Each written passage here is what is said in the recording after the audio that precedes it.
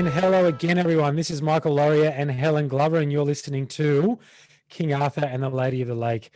Today, we're going to be talking about something which is very close to both of our hearts, and that's communication. But we've decided to call it something a little bit more exciting, a little bit more exciting than just communication, because that's boring. So the title of this particular episode is going to be called "Will You Shut Up?" Oh no, it wasn't. What was it called? Yeah, Helen? will you shut up so I can listen? Will you shut up? Will you shut up so I can listen? Exactly, So- Michael. I wasn't listening, was I? I wasn't No, it's, listening. will you shut up so I can talk? Will you shut up so I can talk? That's right. I wasn't listening.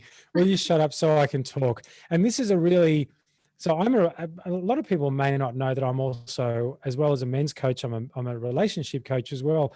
And one of the biggest problems that people come to me with is over time, communication is broken down between the two people. And that's usually because of the fact that a lot of people actually listen just so that they can respond, as opposed to listening and really hearing someone and feeling and being empathetic and feeling them deeply so that they can respond consciously instead of just talking for the sake of talking. And so this is something that Helen's spoken about before on another podcast as well. So do you want to give us a bit more insight into this, Helen, and we'll take it from there? Yeah, I just think listening is it's an art. It's an art form that actually we don't seem to have anymore, especially as we are in an age of knowledge where everybody's on Google, everybody knows everything. We're workshopping all over the place. Yep. And we're gathering a lot of what's seen as kind of growth knowledge. And also people are starting to talk more and more about the journeys that they have been on, not necessarily during, but after. Yep. And so everybody has oh yeah, no, I've been through this and let me impart my wisdom. So as we normally speak about, it refers back to needing to feel good about yourself, the need for validation, the need to feel worthy and have value. Yep.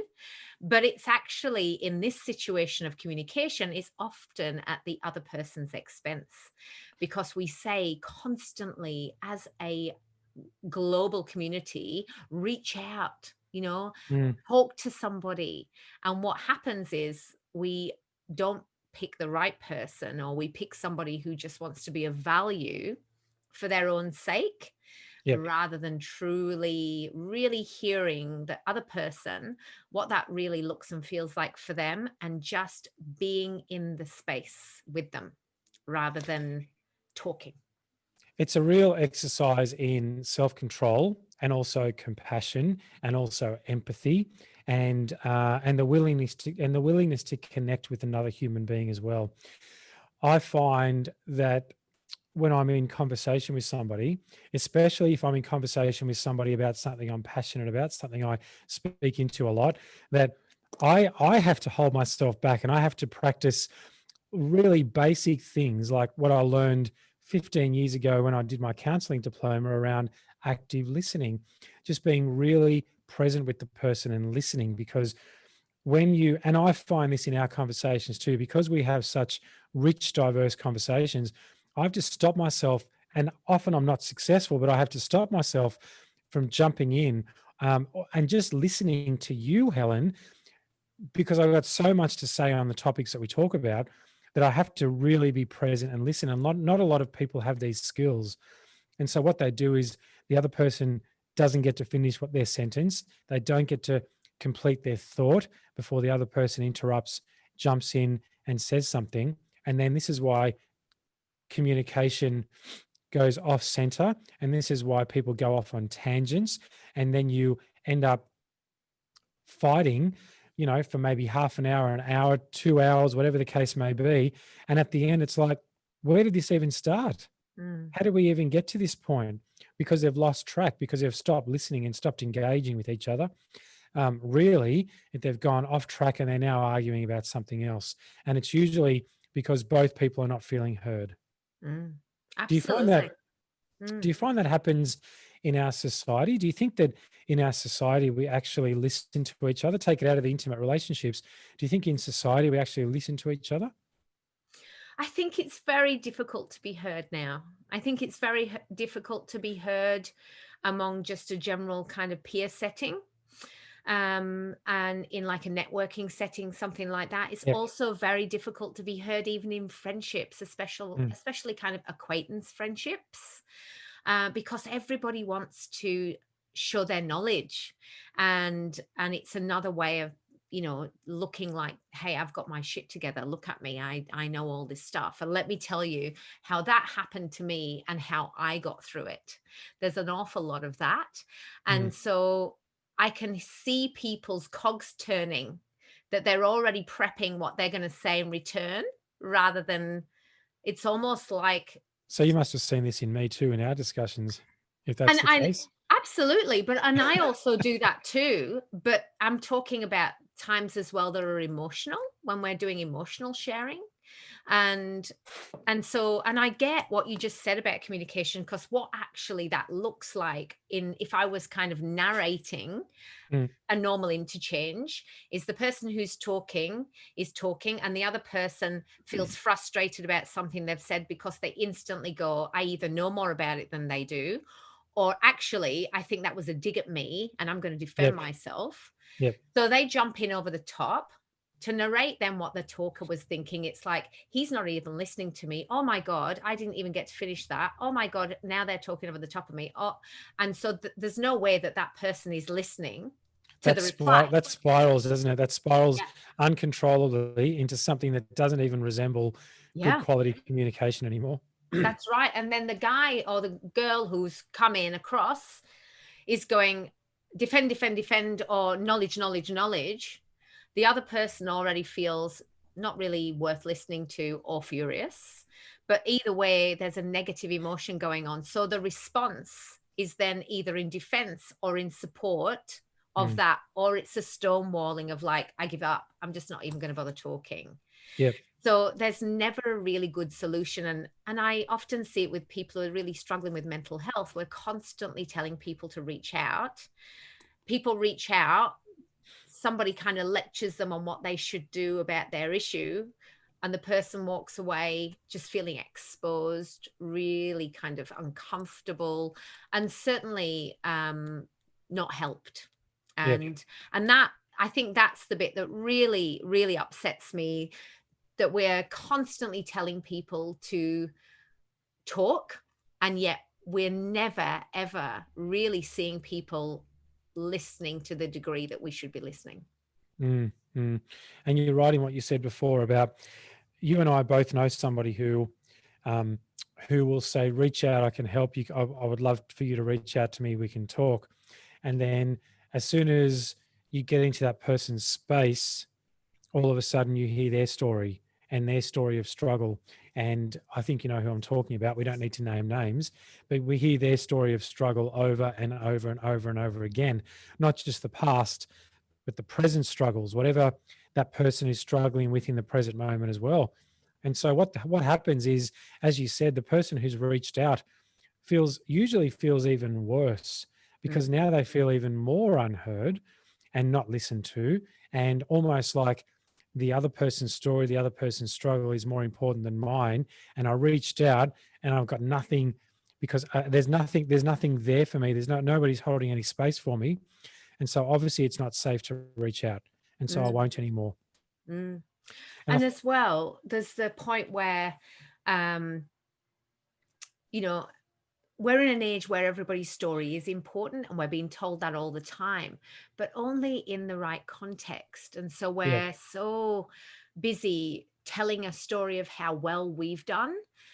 And often it gives the person who's struggling that feeling that they're not doing it right, or there's mm, something else they should be doing. And what yeah, interests me around this, it's this kind of self-righteousness after they're through something. We never really talk about the center of it, where it's dark and ugly and it's it's upsetting. hell. It's It's hell, isn't it? just, yeah, and it's just Yeah. this moment of like, there's a desperation, there can be just loneliness, there's whatever it is, and it might not be something terribly huge. It might just be an insecurity, or like, I'd really like your advice on this, I'm struggling on that. And rather than asking kind of like, yeah, that's tough, and what do you think you should do, or yeah, I hear you, and how's so and so handling that, what's your thoughts on how you can help yourself, can I do anything for you, would you like me to help you, and is there anything I can do to help? Mm, We're normally kind of, "Voomp, oh my god, that happened to me, and what I did, blah blah blah, you should try that, because honestly, like, and so and so, and as well, you should stop doing this because that's not going to work for you." And with the blanket approach of you're not doing it right, I did it right, and look at me, mm, I'm killing it. yeah. It's kind of unkind, right? But we think we're helping. Mm. And then there's the other end of the spectrum where, and I've talked about these circles before plenty of times. There's the other end of the circle where someone is just that they speak into whatever their struggle is, and then they're met with silence. It's and that's called holding space. And so nobody says anything, nobody offers any advice, which is okay. But there's also no offer of assistance. There's no offer of how can we support you? It's really just, oh yeah, I hear you. Mm. Well, I Yep. find And that there's powerful silence. though, Michael. I have to I find disagree it, with you on that. well, what are you disagreeing with me on? I Well, find it powerful too. oh I'm right, I thought saying, you were saying it's no good. well, it's powerful. Both are powerful, right? But I think where I'm going with this is that both of it, we have to try and find somewhere in the middle, Mm, right? Where it's like you allow somebody to speak and be heard, and then perhaps there's something in the middle where it's not, here's what you do, this is what I did, and this is what worked. There's like an offer of service, mm, right? mm. And I think that's where, Helen, before you're going to disagree with me, at least hear what I've got to say. Shut up so I can talk, Michael. Exactly. Helen, where I know your whole thing around the circle thing, so I could already feel and there's the talking stick people, of which I am one. I wasn't going to say anything about the talking sticks, not this time. I was going to leave that one alone. I don't feel very heard, Helen. We are playing out a fabulous scenario Aren't where I just we? fully defended myself against your talking stick comment. And it wasn't even talking stick comment. Isn't that interesting, It right? wasn't even going there. Wasn't even going there. And Mm, that's actually a perfect example of perfect. how that happens out there. So I'm glad that happened in this discussion I actually. have no problem with it. Mm, Yeah, good. Because let's just pull that apart a little bit. As soon as I said, um, you know, we sit as I reckon it's when I said you know how I feel about the circles. I think it was when I said that immediately what happened for you was he's going to talk about the circles of pain and the talking sticks, right? And I mm, don't agree with him. And mm. so anything that I said from that point onwards, you probably didn't hear, did you? Well, I heard you saying about the holding space. And in my mind, though, I was already creating the answer of me saying, I found that really powerful with the opinion that you were saying that you didn't because of your opening Yep. statement. And so I viewed what you said through my own lens. Yep. Which is what we do. Mm. Which is what we do. And Yeah. this is where communication breaks down. Mm. This is where communication breaks down and this is what, so we can bring ourselves back, right? Because you and I are pretty good communicators. We can bring ourselves back and we can tell each other when we need to be told, and it's all good. But Mm. other people out there, just people who are not educated in communication or active listening or holding space or just shutting up just Mm. for a little bit and being open to whatever's happening, can really get themselves into a place where communication falls apart very quickly, Mm. Mm. and And it creates also, divides. yeah, when that happens, what just happened, the admission that like, oh, sorry, yeah, I didn't hear that, Yep. and and sometimes I've noticed people defend something they said incorrectly to a fault, so that the argument Yep. becomes about the defense of how they showed up badly in that communication, rather than even about what Mm. it was to talk about in the Yeah. first place. And so that Yep. kind of real ego of like, hang on a minute, I've got to defend my corner. Mm. And that makes it very difficult. And certainly as well, the other thing that comes into this is the um that kind of whole area around witnessing somebody else's emotions, and the very uncomfortable difficulty that people feel around seeing somebody either upset or Mm. angry or frustrated, Yep. somebody talking about something that is kind of taboo. All of Hmm. these different subjects that are hard for people to hear and sit and listen with without then diverting to something else. What would you say would be the most contentious issue that, say, a couple might talk about, where listening and empathy and good quality communication could easily, if both people are not being conscious, easily fall away very quickly? Mm. What would you? Well, I think that there's a affection and sexual tension where, because that involves rejection. Yeah, it does. Yep. So I think the whole kind of moment around rejection, either with affection of like regular touching, or about being received in a deep conversation, Hmm. anything that takes somebody to be really kind of received and not rejected. So I've been really thinking about wanting to talk to you about this, and I want you to blah blah blah. There's a weight to that conversation that Yep. comes just from the depth of what it means to the partner. Hmm. And unless it's received properly by the other person, with it about intimacy or kind of a deep emotion or an issue they're having, then there's a rejection in that. And I think Yep. that's really, it hurts deeply when the person's not received, when they're reaching out when something's difficult. Um, yeah, so I think that's a tough one. And I think that really speaks into, in intimate relationships, we have this sense of belonging with that person, and we almost tie each other's identity up in some fashion to each other and the relationship. And so when we have a portion of ourselves tied up in or connected with how the other person perceives us and what the other person thinks of us, and then that person, and then we don't feel like we're being approved of, in some way, or heard or listened to in some way. It's almost like a full-on frontal attack, on our sense of identity as a person, isn't it? Yeah, And this is, definitely. yeah. Mm.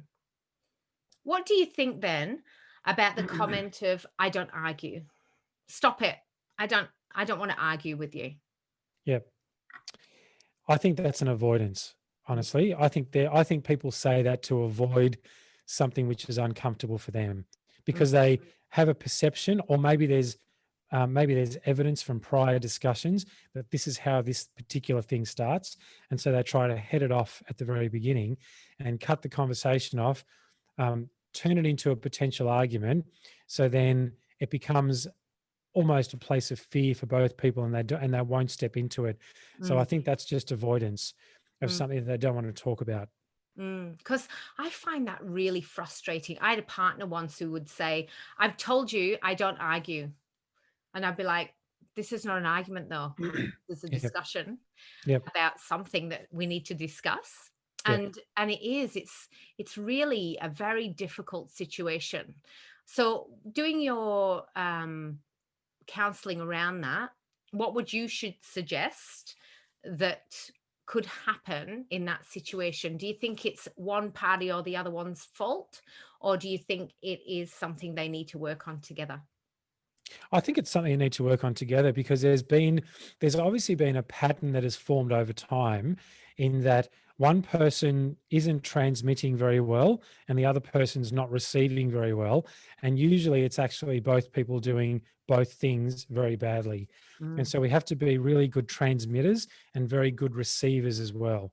And mm, so what that really means is, if we can disconnect from the need to be right, disconnect from the ego a fair bit, and it's like, let's just think about what the objective here is, and the objective is to create a good quality connected relationship. How do we do that? By hearing each other, by listening, by being a good receiver, by not taking things so personally, by understanding that there is a way forward and it's up to both of us as a collective, as a couple, to find that way forward. Mm, Yeah, mm, absolutely. And that's the thing, isn't it? It's about then kind of not being seen as the bad guy in the relationship, or that, yeah. it's almost that dynamic of, the pursuer and the runner, isn't it? It is. It is. And It really it is. just really creates a difficulty in that sense. It And does. mm, And there's a deeper level to this as well, because sometimes people will lie to themselves, and sometimes there's an ulterior motive that people have in order to get something from their partner. They have an ulterior motive. And so I think we also need to take personal responsibility for being honest with ourselves about what's my objective here. mm, What's my objective? Do I want him or her to do a certain thing that serves me, that serves my agenda? Do I have some unconscious need that I'm not aware of, that I'm asking him or her to, compromise part of themselves in some way for me?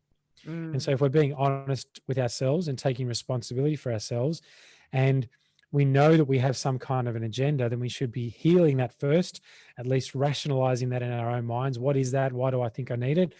And then communicating that effectively, or even resolving it within ourselves, so we can go into this discussion very clean mm, and with some integrity to it as mm, well. mm, Because relationships, whether they're intimate relationships or whether they're friendships or whether they're whatever relationship it is, every relationship is a negotiation. mm. In every relationship, we're negotiating something. And if we're not, Boom. yep, and if we're not negotiating from a clean, clear place, Mm, then it will not be a good outcome for anyone. mm, mm. Yep. Yeah. Yeah. And another really, really powerful tool I've found that, I've talked to couples as well through difficulty, and as well when I've been doing one-on-one on how to respond to a situation that's difficult, is Mm. reflective listening. Yep. And generally, what happens in reflective listening is that the other person gets to really, really feel what you're saying because they repeat it back to you. Hmm. So, what's really interesting, if nobody understands what reflective listening is, if somebody's not sure, if I was to say to Michael, for example, look, when I do this, it makes me feel, etc., then Michael would say back exactly what I had said. So I hear you that when this happens, you feel like this, and this. And And that might feel really awkward initially for people, but it's a really good tool to use to be able to empathize with another and to be able to get into relation with another, to be able to relate with each other really well. Keep mm, going. Keep yeah, going. yeah. Sorry. It's what's incredible about it as well is that for both people, there's this kind of relaxing of one partner of, oh, that is exactly what I said. Thank you for And that there's listening. a gratitude of listening, right? Yep. And the other person goes, I never heard actually that you said that. And now I Yep. feel it. Yep. And that must be really crappy, actually. And it can get very emotional for both people to actually start feeling into the other. Yep. And especially if you kind of face to face with each other when you're saying it. So things like that are really powerful. And that Mm. is the power of both being heard and listening. It's actually a gift for both parties. Oh, definitely, definitely. And it's an important thing to remember that if you're watching this and if you choose to start doing this, remember that you've got to draw a line in the sand. You got to go, okay, well, here's the new way of doing things. Whatever happened previously, we're going to leave that in the past, let it go. And this is what we're doing now, because I've seen people step into this and one person has said whatever they've said, and the other person has paraphrased and reflected back. And the initial person has said, "Oh well, thank God, it's about time you started listening to me. Now I hear that you're hearing me." And then of Mm, course that starts the defense mechanisms come up, and it starts from there. So I think we've got to draw a really clear line mm, that prior to this point, we weren't really communicating well. And that's because both of us weren't listening. Both of us weren't transmitting and receiving well. Now we're going to, and let's set up a different pattern of doing things. And Mm. so then it doesn't become about shut up and let me talk, um, or what was the title of this again? It Yeah, just escapes shut me. up and will you shut up so I can talk? That's it. I sort of had it, didn't I? You did. You did. Better than Will you you did at shut the up? beginning of the tape. It's been a big week for both of us, Helen. You know, Far I out. think it would be really lovely as well for people to start believing in the gift that they are receiving through listening. Mm, So for a lot of us, we love to chat and we want somebody else to listen, and we walk away from that interchange if somebody has heard us going, oh, thank God. Whereas when we start to really want to listen to another person, we can also really feel the gift in that. yep, So to hear somebody really speak about their emotions is an honor. it really is. Yeah. It means we're trusted too, doesn't it? And if we allow that space for somebody else, then what happens as a result of that on an ongoing basis, the the level of communication, the level of sharing becomes deeper and deeper and deeper. And you Mm, form a bond mm, because there's a level of trust and safety and security in the interaction, isn't mm, there? Which mm, builds up over yeah. time. And as well, there's an understanding of the person that you didn't have before. And often when people are telling their stories and their emotions and they're connecting into their depth, Mm. there's something in it for you as well Yep. Yep. that you can go, oh my God, I felt like that. I really resonate. And that gives me that kind of connection to that person that I didn't Yep. even know that I had. And there's all these other things that go with the listening process, which when we start to value listening as much Mm. as we value talking, that that is where the gold is, because actually Totally. listening is a privilege. Yep. Totally. Jordan Peterson says, and everyone knows I love Jordan Peterson. So Jordan Peterson says, um, pretend when you're in interaction with somebody else. I'm paraphrasing him because I can't remember the exact quote, but pretend that the idiot standing across from you might just say something that you could learn from. Maybe they say something that you could learn from. So you do well to pay attention and be the student in every interaction. Yeah, Mm, mm. There's so because much in that. Mm, yeah, there really is, because we think other people don't know more about certain things than we do. And so we shut them off unconsciously sometimes. And as soon as we say things like, I know, yes, I know, then we shut off our consciousness to receive new information. That's the first thing. And when we automatically assume that somebody else doesn't have any more information than what we do about a certain subject, then we stop being the student and we listen for the sake of talking, don't mm, we? mm, Instead of listening with the curiosity that maybe that person has something to say that could be of value. mm. And as well, it's about that imparting of knowledge. It's Mm, about your level of value, yep. self-worth, self-security. And often I notice a lot of people, they just want to be wiser than you are. They want to Yep. kind of upmanship you on something that is really quite a fragile topic. And you're Hmm. kind of like, wow, I can't believe you want to kind of make yourself a bit superior in this really kind of tender space. And the other part, which is interesting, is when somebody is angry or not feeling great or not behaving in kind of that easy manner, Yep. whether you can hold space for somebody to be angry and allow it, Hmm. Without because taking it that's personally. difficult. Mm. It is So, difficult. how do you feel about that, Michael, about somebody being allowed to be angry and to be able to hold space for that as well? I think that's a skill.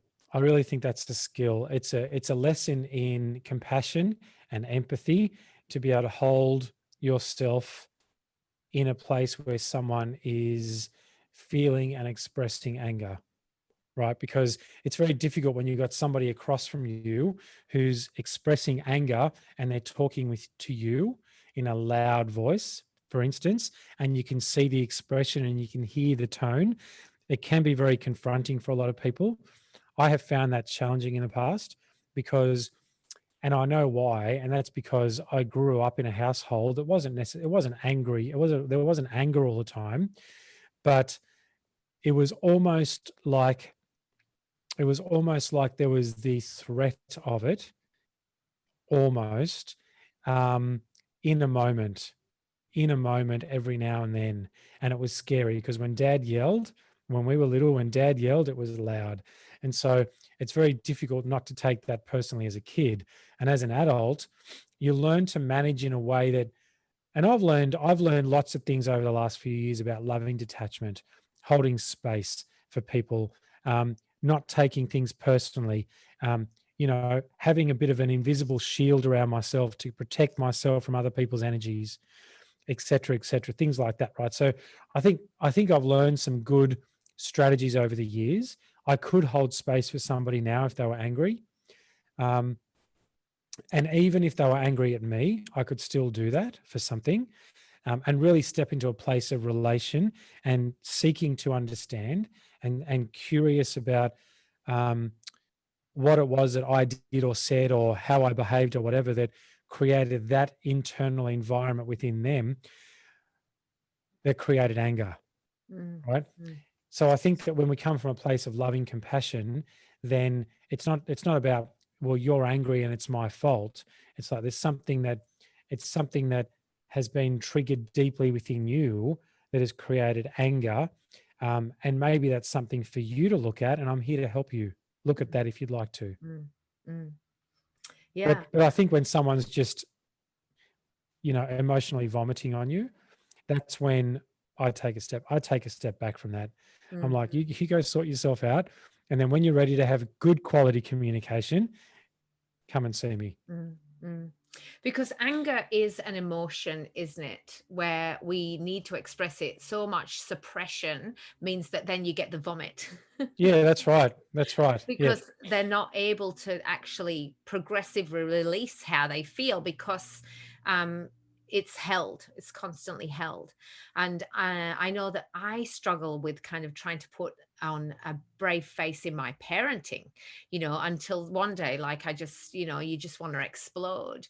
And I've spoken to you about this privately, but Mm. constantly trying to manage these emotions, that it is nice to know that there'd be one or two people in your life that can hold that anger without advising you something that Yep. it's just a rant. There's Yep. nothing better than just being able to have a bit of a rant because it's a normal thing. And yet we're so uncomfortable if we constantly try and talk people out of their emotion. Oh, don't Mm. cry. Oh my goodness, it's going to be okay. Don't cry. Yep. Oh, don't get upset. And oh, well, there's no need to get upset about it when somebody gets angry. Or, oh, hey, like, let's not get angry. And it really does constantly put it back to that thing of we're only ever allowed to discuss pleasant things. Yeah, that's right. And it's And one of these things that parents say to their kids, yeah. as it's the worst thing we can say to our kids is don't be angry and stop crying. It is Mm, the worst thing. Can you imagine teaching a toddler? Because I have a toddler, 3.5, right? And she's at that stage where her emotions are all over the place. And so everything is a disaster. Everything is an issue. Everything is a challenge for her. And it's one of those, it's that age where the smallest thing can set her off. mm, And you look at her and you go, wow, you're yeah. crazy, right? But for her, she's really feeling it. And this is about her learning to regulate her own emotions at this age. And so the worst thing that I could do as a parent and my wife to do as a parent is to say, stop crying, don't be angry. Mm, mm. Yep. Because I wanted that in triangles, not squares, Daddy. Correct. This happened on the weekend, Helen. Can't you tell This I know happened. that I argument? cut I cut the toast in half instead of into thirds, and she wanted 3 pieces of toast, not 2. Can you imagine? Just imagine for a second the meltdown that happened at the kitchen table, Mm, right? And then I cut one of the slices into 2, I mean, to create 2, but they weren't all the same shape then. yes. So I ate that toast and made her some more. I know. And what's really powerful with children as well, actually, is to just stop and look at them and Yep. really hear them and say, I hear you. I'm listening, Mm. and I constantly have to do this balance between listening and doing things. Yep. And I have my work at home, of course. So I'll often say, I can't listen to you at the moment. I'm actually not going to be listening to you properly. If I finish this, though, then I can really listen to you. And then I'll turn around and look at them and go, okay, I'm all yours. And then I'll be like, oh, okay. And I really respond to what they're saying Yep. so Yep. that they feel heard and validated. And I think that's an important thing. And we don't get it right ever. No, we don't. We time. don't always get it right. But But it's important to teach those lessons when they're young, mm, and then mm, hopefully they grow up to be good communicators because of our example. mm. And do you Mm. think then as well that that will in some way help them with their listening skills, that they're not trying to talk over the top of somebody to be heard because they've never been heard themselves? Yeah, totally. Because our children model our behavior, and they learn from our behavior. And if whether it's up until we know that at age 7, the barrier between the conscious and the subconscious mind starts to form, and so by then the programming is pretty much embedded. But then it gets reinforced into the older years. But we can still change it. And so I think that if we model good behavior, then our children will learn good behavior and they will emulate us. And then, yes, I think that would be the case.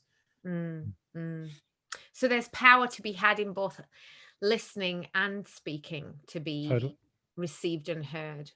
Yep. And And I think one of the best skills that we can have as adults, that we can embody as adults and teach our children, is the other skills to be a good transmitter and a good receiver, an accepting receiver and a conscious transmitter. There we go.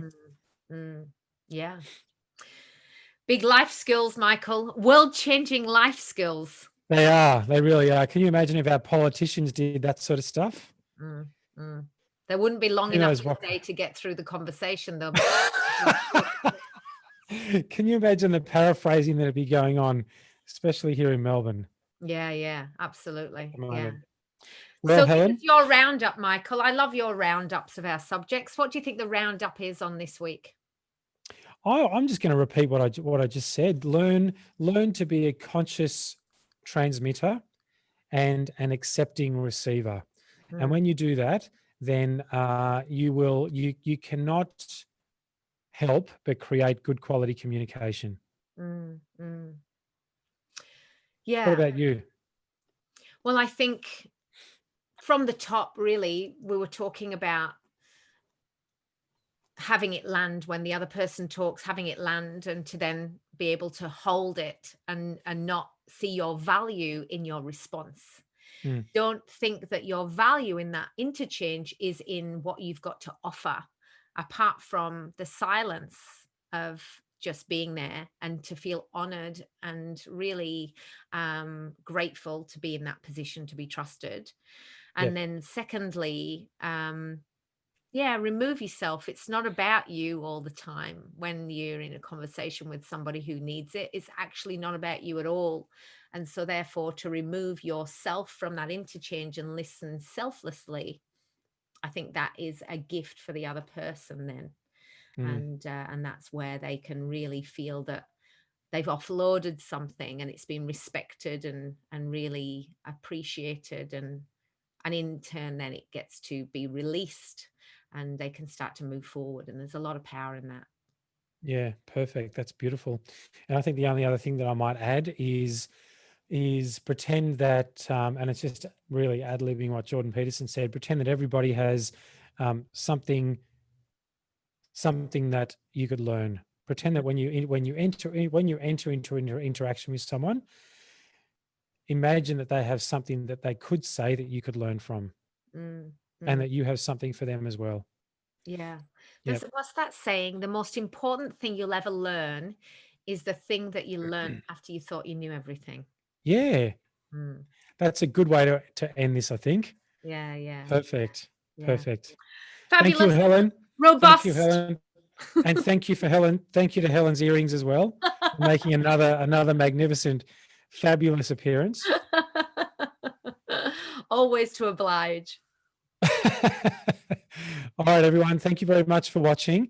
And as usual, comment, tell us what you got from this, what your biggest takeaway was. And of course, don't forget to click on the subscribe button and like everything and share as much as you like. Awesome. Let's do Lots of that. love. Thank you. Bye, people. Bye, Helen.